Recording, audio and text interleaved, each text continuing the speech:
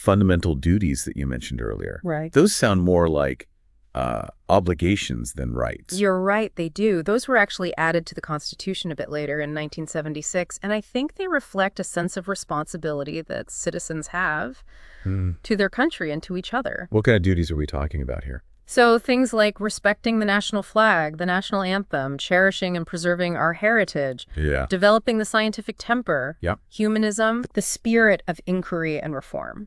You know, basically just being a responsible and engaged citizen. So it's not just about what the state owes to its citizens, but also what citizens owe to the state, to their... Exactly. It's about fostering that sense of active citizenship, where you're not just receiving those rights, but you're also contributing to the well-being of the nation. That actually reminds me of another hot-button topic, India's secularism. How does the Constitution address that? That's a great question. I mean, given the incredibly diverse religious landscape of India, how does it... It's one that definitely sparks a lot of debate. Indian secularism is a bit unique, you know? Right. It's not about this strict separation of religion and state like you might see in some Western countries. Okay. Instead, it's about promoting equal respect for all religions and ensuring religious freedom for everyone. So it's more about inclusivity than exclusion, but how does that actually work in practice? Well, the Constitution guarantees freedom of religion for everyone, but it prohibits discrimination based on religion. So that means the state can't favor one religion over another. Right. They have to treat all religious communities equally. This approach has really shaped, you know, social policy, minority rights, and it's even led to discussions about implementing a uniform civil code, which... Wait, hold on. What's a uniform civil code? You mentioned it before, but I'm not sure everyone knows what that is. Yeah. A uniform civil code basically means having one set of laws for personal matters. Okay. Like marriage, divorce, inheritance, adoption, that kind of thing, for all citizens. Okay. Regardless of what their religion is. Right now, different religious communities in India are governed by, you know, their own personal laws. Oh, I see. So it's about whether there should be one common set of laws for everyone? Yeah. Or if different religious communities should continue to have their own personal laws. Exactly. That's a pretty complex and potentially sensitive issue. It is. It's a great example of how the Constitution's principles are always being interpreted and debated in the context of, you know, India's evolving social and political landscape. Okay. So speaking of evolving, let's talk about voting. Okay. How does the Constitution handle elections in a country as vast and diverse as India? Is it a logistical nightmare? It's a massive undertaking, for sure. But the Constitution sets up a pretty clear framework for democratic elections. India follows the principle of universal adult franchise. So that means everyone over 18 has the right to vote, regardless of, you know, background, caste, creed, gender. One person, one vote, no matter who you are. Exactly. And that was really groundbreaking when the Constitution was first adopted. Yeah. Especially considering the social hierarchies that existed back then. Today, India has one of the largest electorates in the world. I mean, hundreds of millions of people. That's incredible. Participating in the democratic process. But like you said, the logistics must be mind-boggling. Reaching every corner of the country. It's a challenge. Ensuring fair elections, preventing any kind of... It's a huge task, yeah. But I think it's a testament to the strength of Indian democracy. Right, yeah. That this system, you know, more or less functions really effectively. Of course, there are always areas where it could be improved, but that principle of universal adult franchise, it's a cornerstone. Now, we've talked about voting rights, but what about citizenship itself? Is it like in the United States where you can be a citizen of a state, a citizen of the country? That's a key difference. In India, you have a single citizenship. You are a citizen of India, not of a specific state. Okay. And that really emphasizes national unity. It promotes a sense of shared identity, you know, a sense of belonging, regardless of where you come from. One nation, one citizen. That's a powerful idea. It is. But does that ever cause any tension, I mean, with all these different regional identities and aspirations within India? It's definitely worth thinking about. The Constitution aims to create this unified nation while also recognizing, you know, that there's this incredible diversity among its people. It's a delicate balancing act for sure. All right. So we've covered the legislature, the executive branch, the judiciary. Are there any other important bodies that that we should know about, especially for those preparing for the UPSC? Absolutely. The Constitution establishes several independent bodies that are really crucial. They're there to ensure accountability and fairness in the system. They act as checks and balances so that no one part of the government becomes too powerful, you know, Yeah, yeah. and that the principles of democracy are being upheld.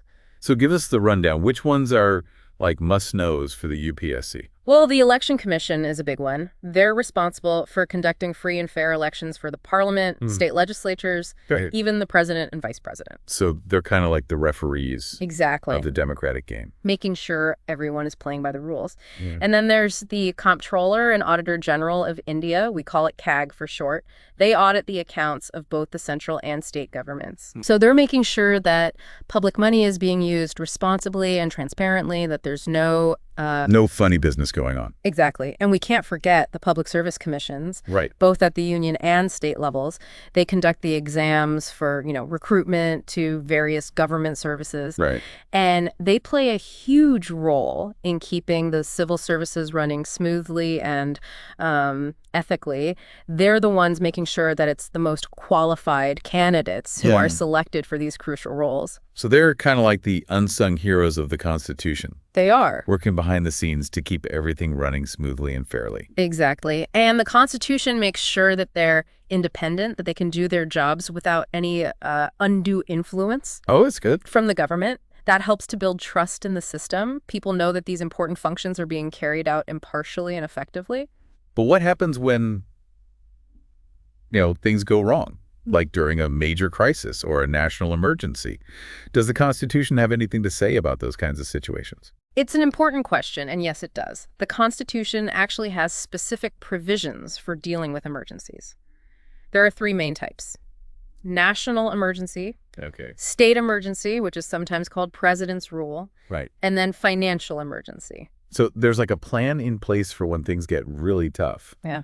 What do those provisions actually look like? I mean, what changes when there's an emergency? They essentially allow the central government to have more power during these times of crisis. Okay. So, for instance, if a national emergency is declared because of, war or external aggression or even armed rebellion, the central government can do things like issue ordinances. They can restrict some fundamental rights. They can even limit the financial autonomy of the states. It's kind of like hitting the pause button on the regular workings of the government to really focus on addressing the crisis. So there's a lot of power There is. concentrated in the central government during those times. But I guess that makes sense when you need to, take quick and decisive action. Right. I mean, the people who wrote the Constitution recognized that in certain extraordinary circumstances, those usual checks and balances might need to be adjusted to protect the nation and its people. It's kind of a trade-off between, individual liberty and national security in those moments. In a way, yes. And those emergency provisions have been used at different times in India's history, Right. which has led to debate and even controversy sometimes. It's a reminder that even, the most carefully crafted constitutions are tested when there's a crisis going on. Now, we've talked about the central government, the state governments, but I remember you mentioning something about a third tier of governance. Oh, right. What's that all about? This is a good one for UPSC aspirants because it's a pretty significant part of Indian governance. The 73rd and 74th Amendments to the Constitution, which came about in 1992, established this third tier, which is made up of panchayats in rural areas and municipalities in urban areas. So it's like bringing governance closer to the people at the grassroots level? Exactly. It's about decentralizing power and giving local communities more say in decisions that directly affect them. It's grassroots democracy. It's like the Constitution has evolved to meet the needs of the people. Absolutely. And it adds another layer of complexity, too, Yeah. to the already intricate system of Indian federalism. My brain is already starting to hurt a little bit, and we're just scratching the surface here. I know, right? But it's pretty clear that the Indian Constitution isn't just some old, dusty document. It's actually like a living, breathing framework that shapes the lives of over 1 billion people. It's a great way to put it. And it's not just about the text itself, but also how these principles have been interpreted and applied over the years. Through court judgments and amendments Right. and political debates, all of that. It never stops evolving. It's a reminder that understanding the Constitution is like an ongoing journey, not just a destination. But for our listeners who are just beginning that journey, especially those getting ready for the UPSC exams, are there any specific parts of the Constitution that they should really be focusing on? Definitely. There are